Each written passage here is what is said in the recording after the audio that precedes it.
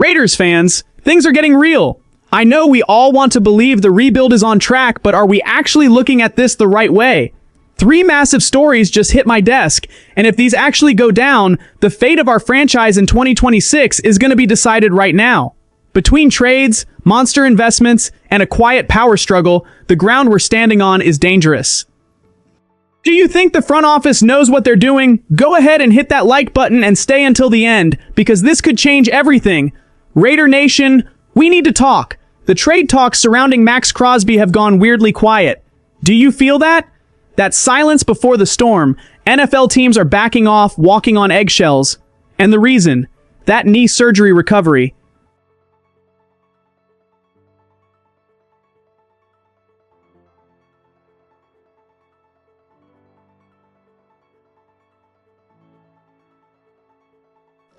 Nobody wants to make a bad move with an asset this big, but let's be real here. Crosby is still, without a doubt, the best pass rusher on the trade block. The Dallas Cowboys, word is, they're the team that won't take his name off the list. They were in on him way back, before that whole deal with the Ravens fell apart. Now here's the strategy. With his knee still a major focus, asking for 2 first-round picks seems like a long shot for Vegas. But what if the package changed? An ex-league scout suggested something that shook things up. A first-round pick plus wide receiver George Pickens. Think about it. Pickens is a generational talent, but he's still without a long-term contract. Is that a problem or a golden opportunity? For Vegas, bringing in a receiver of that level would solve a headache we've dealt with forever. And for Dallas, it would fix the black hole that is their defense. Is that the right move for the Raiders, or a mistake that's going to cost us way too much? We have to look at the facts. Insider Vincent Bonsignore confirmed that the interest in Crosby's knee is real and intense. It wasn't a devastating injury. People are saying he could have pushed through it, but he opted for surgery. The recovery is on the right path. If he passes his physicals, gear up, because the door that was shut might get kicked wide open. There's talk that a lot of paths are open right now. Nothing's set in stone, but when the best pass rusher in the league is back to 100% physically, the market moves to a different level. If this actually happens, are we seeing the biggest move of the year? Or is the team going to hold on to our captain no matter the cost? The silence speaks volumes, but what's happening behind closed doors could define our destiny. But hold up, because what's coming next changes everything. The Raiders went through a revolution. Goodbye, Pete Carroll. Welcome in Klint Kubiak, the guy who knows what a Super Bowl smells like. And the biggest star of this rebuild doesn't throw passes, he doesn't run with the ball, but he is perhaps the most important signing of 2026. Tyler Linderbaum. We're talking about an $81 million contract. 3 years. $60 million guaranteed. It's a bet on the backbone of this team. You can have the best quarterback in the world, but if the interior line collapses, chaos reigns. The Raiders' offensive line last season was, I'm not going to sugarcoat it, the worst in the league. It was a nightmare. Linderbaum arrived to be the anchor. He doesn't just use brute strength. He uses wrestling technique. He dominates his opponent, sinks his pads, uses his core to push the monster in front of him away from the play. It's a symphony of control. But will the pressure of being the highest paid center in history weigh on him when the game kicks off? The Raiders' history with centers is legendary. Jim Otto, Don Mosbar, Rodney Hudson. The weight of that jersey is immense.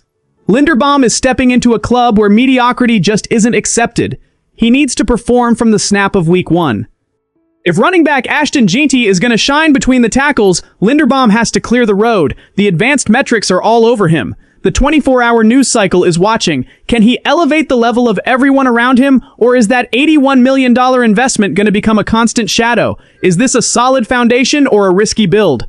If this actually happens, if he becomes the anchor we expect, the protection for any quarterback, whether it's Kirk Cousins or young Fernando Mendoza, will finally exist. And that, my friend, is the first step towards success. And to close, the thing nobody wants to admit, but everyone is seeing, we're 21 days out from training camp. And at the center of it all, in an environment finally stable for the first time in his career, is Aidan O'Connell. You look at his journey, and it's almost unfair. 4 coaches, 6 offensive coordinators. In any other profession, that would be grounds for quitting or a total collapse. But O'Connell, he's right there. Calm. No excuses.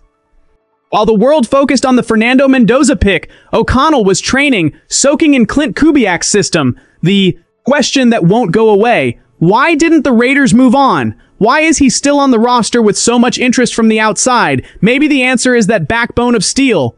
Kirk Cousins himself, with all his experience, dropped a raw truth. It's ridiculous that he's gone through so much. But his resilience is impressive. Kubiak isn't just tolerating O'Connell, he's impressed. He sees a player who, despite the organizational dysfunction, managed to keep the system running. But don't get it twisted, the NFL doesn't live on pity. As O'Connell said himself, if I throw picks, nobody is going to feel sorry for me. He knows, it's produce or get cut. This year, 2026, is the turning point. With Cousins' support and Kubiak's vision, he has the chance to prove he's not just a survivor, but an elite starter. Or are we just witnessing the final act before the Mendoza era takes over for real? There's talk that many teams are monitoring every pass he throws at camp. If this really happens, if he shines under the new tutelage, his value on the market will skyrocket, or the confidence in him as the franchise's future will be restored. O'Connell is at his limit, in his most stable moment ever. The question is, can he master the chaos, or is the chaos finally going to swallow him whole? The scenario we've laid out for this year, 2026, is without a doubt the most complex one the Raider Nation has faced in the last decade. We aren't just talking about numbers, contracts, or plays drawn up in minicamp. We're talking about the very identity of a franchise that got lost in a whirlwind of organizational dysfunction and is now trying desperately to find the way back home. When we look coldly at every pillar we've discussed, the delicate physical situation of Maxx Crosby, the astronomical weight on Tyler Linderbaum's shoulders, and the final stand for Aidan O'Connell under the guidance of Klint Kubiak, we realize there is no more room for error.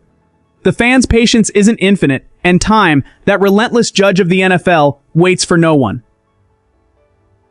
We're a mere 21 days from the start of training camp. In less than 3 weeks, all this strategic talk, all these market speculations, and all these locker room analyses will be put to the test under the blistering sun of the practice fields. And here lies the big question that keeps me up at night. Are we really standing in front of a rebuild based on solid foundations, or are we just witnessing a succession of desperate gambles from a front office that desperately needs to show immediate results to not lose control of the ship? If Linderbaum's protection isn't the upgrade we expect, if O'Connell can't absorb the stability of Kubiak's system to finally become the quarterback the league respects, and if the defense suffers the impact of a possible absence or trade of Crosby, the ripple effect will be devastating.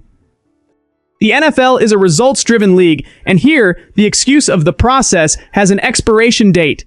The Raiders went through a radical overhaul, changed the mentality, and invested financial and political capital in names that promised to raise the team's competitive ceiling. But investing isn't the same as winning. Our franchise's history is built by warriors who don't accept defeat, and the standard set by names like Jim Otto and Rodney Hudson doesn't forgive those who step on the field just to participate. What we see in 2026 will be the direct reflection of how willing the players and coaching staff are to carry the weight of the silver and black shield. Now, I end this video by throwing out a challenge that goes straight to the gut of each one of you who loves this team as much as I do. Looking at everything we dissected today, I ask you, are we actually seeing the first steps of a resilient dynasty that learned from the mistakes of the past? Or are we just watching a giant, silent problem growing under our noses, disguised as a new era? The reality is that the success or failure of 2026 will be defined by our ability to overcome the pressure in the weeks ahead. I want to hear from you, fan. Where are you putting your biggest bet?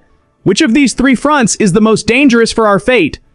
The fragility of our best defensive player, the weight on our line's anchor, or the chronic uncertainty under center? The debate in the comments will be the real thermometer for our fan base. Don't keep your opinion to yourself, because the Raider Nation is made of voices that won't be silenced. Leave your like to strengthen our channel, subscribe if you want to be the first to know about the next bombs that are going to blow up in this rebuild, and prepare your heart. The season is knocking on the door, and what happens in the coming months is going to echo for a long time. Until next time, and remember, it's Raiders until the end.